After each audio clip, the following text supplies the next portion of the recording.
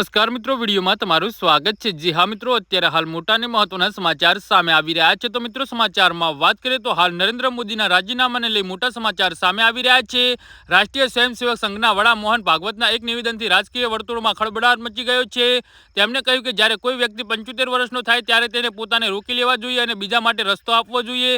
તેમણે નાગપુરામાં એક પુસ્તકમાં વિમોચન કાર્યક્રમમાં આ વાત કહી હતી। જી હા મિત્રો, અત્યારે હાલ મોટા અને મહત્વના સમાચાર સામે આવી રહ્યા છે।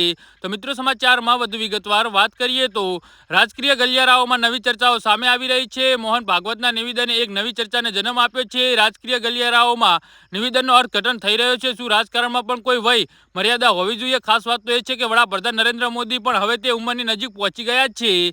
જી હા મિત્રો, અત્યારે હાલ મોટા સમાચાર સામે આવી રહ્યા છે। તો મિત્રો, સમાચારમાં વધુ વિગતવાર વાત કરીએ તો પીએમ મોદી અને મોહન ભાગવત આ વર્ષે સપ્ટેમ્બરમાં 75 વર્ષના થશે। બુધવારે 9 જુલાઈના રોજ નાગપુરામાં સ્વર્ગસ્થ આરએસએસના વિચારક મોરપત પગલે સમર્પિત પુસ્તક વિમોચન પ્રસંગે ભાગવતે યાદ અપાવ્યું કે પિંગલે એક વાત કહ્યું હતું કે જ્યારે આપણે 75 વર્ષની સાલે લપેટાયા છીએ ત્યારે તેનો અર્થ એ થાય છે કે આપણે વૃદ્ધ થઈ ગયા છીએ। જી હા મિત્રો, અત્યારે હાલ મોટા અને મહત્વના સમાચાર સામે આવી રહ્યા છે।